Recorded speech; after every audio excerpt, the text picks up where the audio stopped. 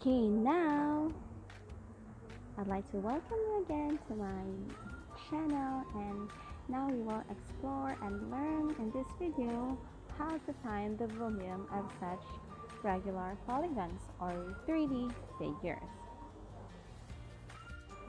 Okay, ayan, we have an example here of a cube. Okay, ito yung tinatawag natin cube. The cube has these parts. Okay, this one, this is what we call, this is what we call edge. Ayan yung tinatawag nating edge. To get the volume of a cube, ang formula niya is E cube or e to the power of 3. Ang e nito ay ibig sabihin ay edge. Ayan, edge. So, for example, we have a cube whose edge is equals to 10 inches. So, pag cube ang pinagsasabi, or if cube ang ating figure, when we say cube, lahat ng kanyang edges ay equal. Ibig sabihin, lahat ng kanyang edges ay magkapareho.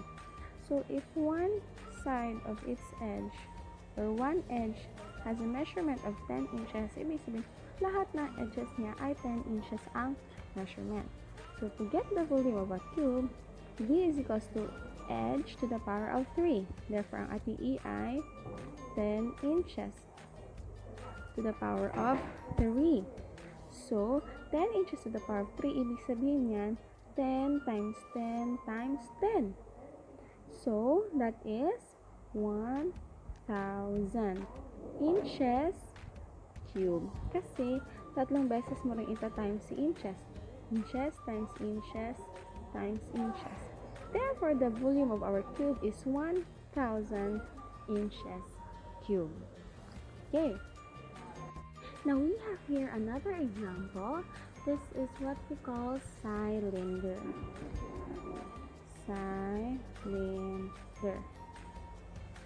Okay. A cylinder has two bases. Ito yung bases niya. At ang basis ng cylinder is circular or circle. So, we have our given. Ang radius ng base ni cylinder is 12 cm.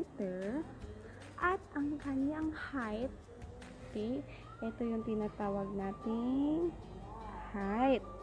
Ang kanyang height is equals to 24 cm. So, ngayon, what is the volume of our cylinder? So, to get the volume of our cylinder, we have this formula. V is equals to pi r squared times height. So, the volume of our cylinder is pi times r squared times height. So, ano nga yung value ng pi natin? 3.14. Times yung radius natin, which is 12 cm and then square. Times yung height natin, which is 24 cm. Okay, multiply natin. Okay, 3 times 14 times 12 square. Okay, square natin yung 12, or 12 times 12 is equals to 144, then cm square times 24 cm.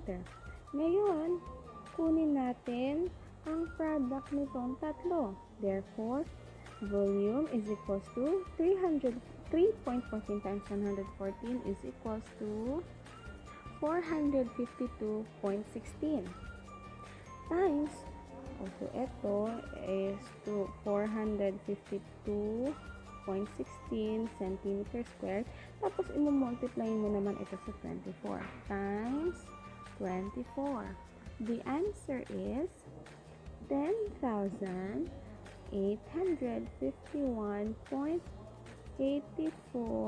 cm cube. Bakit cube?